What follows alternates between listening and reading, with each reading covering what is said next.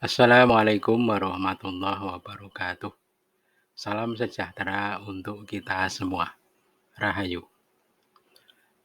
Para pemirsa yang berbahagia, pada tayangan ini kita akan melanjutkan kajian Serat Sasono Sunu. Kali ini kita sampai pada nasihat yang ketiga, yang ternyata masih ada satu bagian lagi, yakni bagian ketiga. Nasihat ketiga, bagian ketiga ini termaktub dalam pupuh pertama Bermetrum Dandang Kulo, bait ke-25 sampai ke bait 27. Baiklah, sebelum kita kaji lebih lanjut, kita dengarkan dulu ketiga bait tersebut. Yeku setengah tan den paring, rahmating yang pinunggel ngamalnya, tan dinawakaken ngamale. Kasape wus pinulung, pan kepalang-palang tan oleh, labet wahyu kinebat, ngakale binawur. Duk bocahe kurang ajar, tuwa-tuwa katulo dinadung iblis, lapak tan amicara. Lamun amicara sayekti, nora bisa agaga sasawah, dadiya tukang lan pandhi, saying sasaminipun. Yen tan bisa manjaka dingin. Abot enteng pan kathah pakaryaning manus, utama yen angawula, angepedhak den pethel angiring-iring sarta jujuring manah. Marma eling-eling den pakeling, anak putu padha rumangsa yen kawula sru apese aywa dupeh tinunggu bapa biyunge misih ngaurip, angabdi ing Narendra. Sapatute cukup yen mangkono ciptanira budirupak gopok tan micaring ngelmi ngegungaken taruna. Para pemirsa yang berbahagia, marilah kita urai satu persatu bait-bait yang telah kita baca.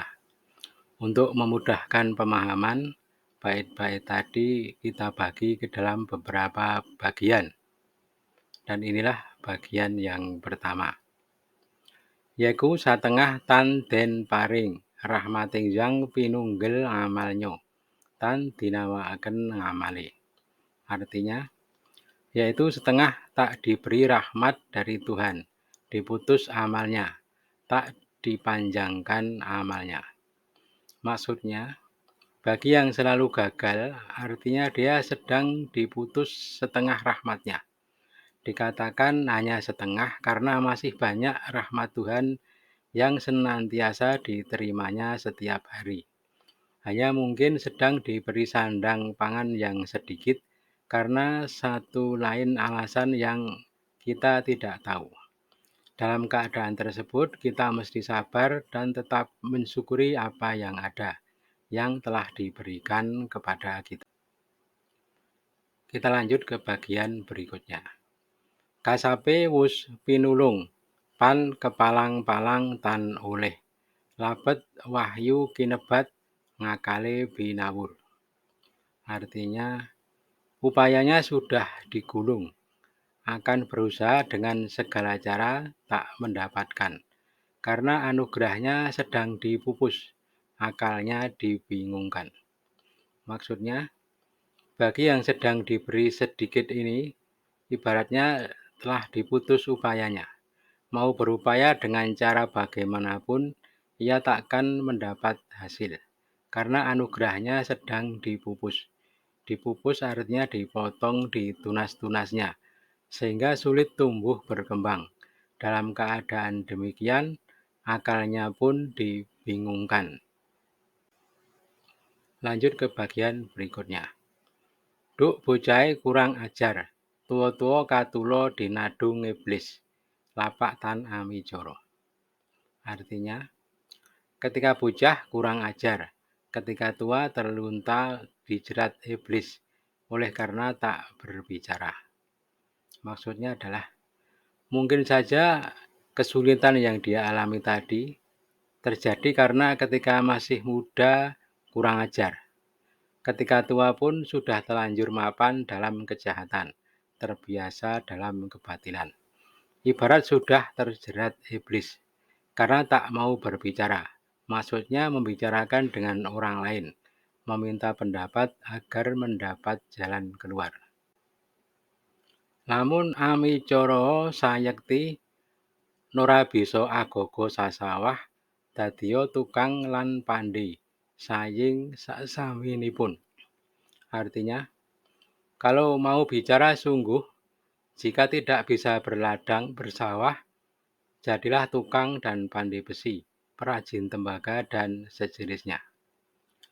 Jadi maksudnya, kalaupun orang tadi yang kesulitan tadi mau berbicara, mencari nasihat atau pendapat orang lain, walau tak bisa bertani, dia bisa mencari penghasilan dengan cara lain, menjadi pandai besi, perajin tembaga, tukang kayu, tukang batu, perajin emas, dan lain sebagainya. Kita lanjut ke bagian berikutnya. Yen tan bisa manjaka dingin, abot enteng pan kathah pakaryaning manus. Artinya, kalau tidak bisa, jadi pembantu dulu. Berat ringan memang banyak pekerjaan bagi manusia. Jadi orang tadi yang tidak bisa bertani, itu bisa mengerjakan pekerjaan lain, semacam menjadi pandai besi dan sebagainya. Tetapi kalaupun belum bisa, dia bisa menjadi pembantu dulu di bengkel-bengkel pertukangan, dia bisa menjadi pembantu tukang atau kenek. Banyak pekerjaan manusia yang ringan dan yang berat. Pilihlah yang cocok dan ada peluang bagimu untuk menguasai pekerjaan itu. Lanjut ke bagian berikutnya. Utama yen angawula, angapedhak den pethel angiring-iring sarta jujuring manah. Artinya, lebih utama kalau menjadi pembantu sambil mendekat dengan rajin mengamat-ngamati serta dengan penuh kejujuran hati.